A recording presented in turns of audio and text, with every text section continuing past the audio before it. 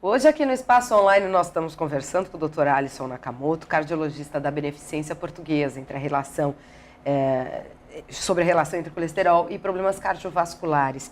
Eu queria saber nesse terceiro bloco, doutor, se existe diferença entre os gêneros. É verdade que as mulheres são mais protegidas de problema cardiovascular, principalmente antes da menopausa? Sim. Faz sentido isso?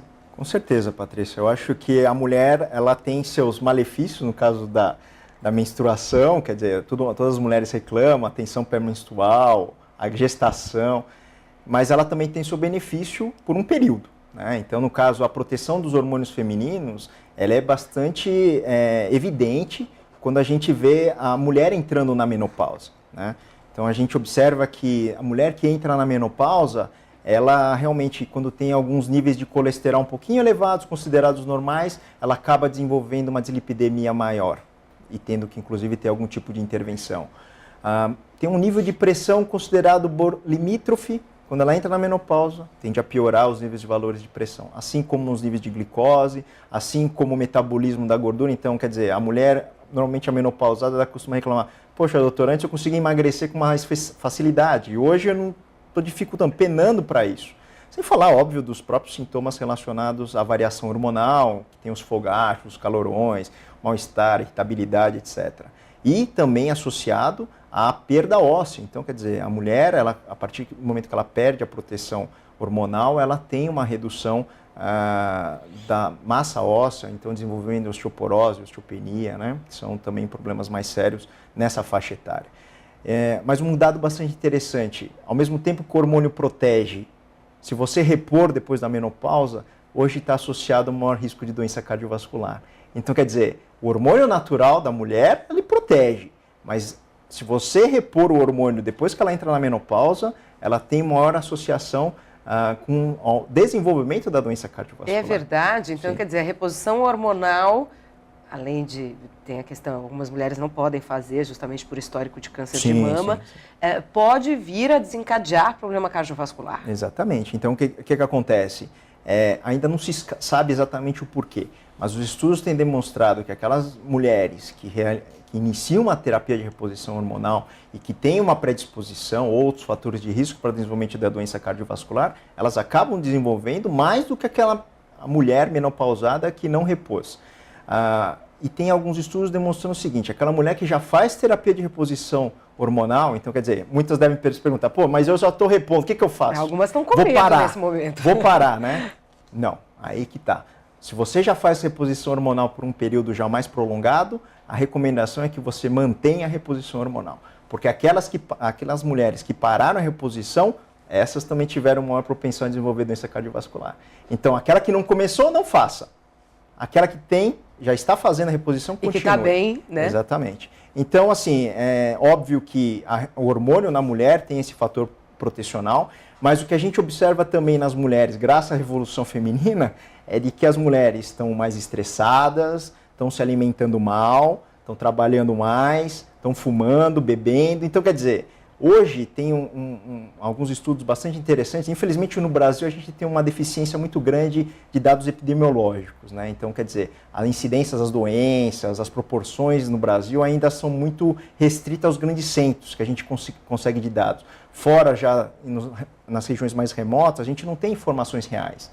Mas o que uma publicação recente, inclusive do ano passado, de uma revista internacional bastante importante, conseguiu levantar alguns dados. E interessante foi de que a mulher, ela já está não só batendo a incidência de doença cardiovascular, como também mais, em alguns casos, até mais do que o próprio homem aqui no Brasil. Isso também repercute no mundo inteiro, mas aqui esse dado foi particularmente do Brasil. Então, mostrando que a mulher merece uma atenção especial. A mulher também, ela desenvolve doença cardiovascular e sintomas diferentes do homem.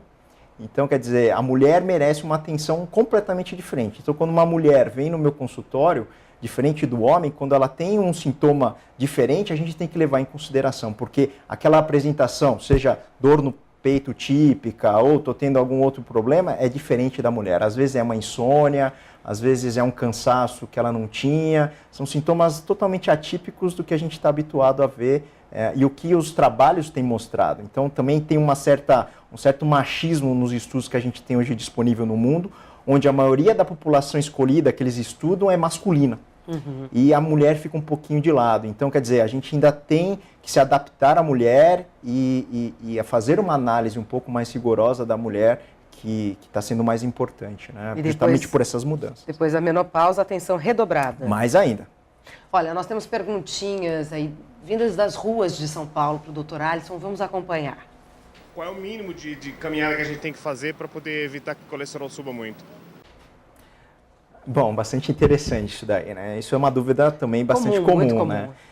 Na verdade, assim, hoje não existe um mínimo, né?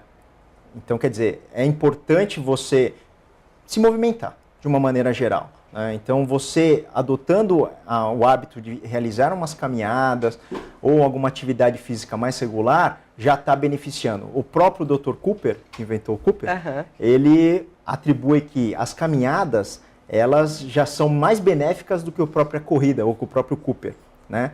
E, felizmente, ele observou em alguns estudos demonstrando de que o efeito do exercício físico, ele não é... Você não precisa fazer todo dia.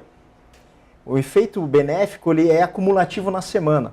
Então, por exemplo, aquele pretexto, fui na academia ou caminhei 3 vezes na semana, não consegui um dia ou outro, então vou parar porque já não valeu de nada.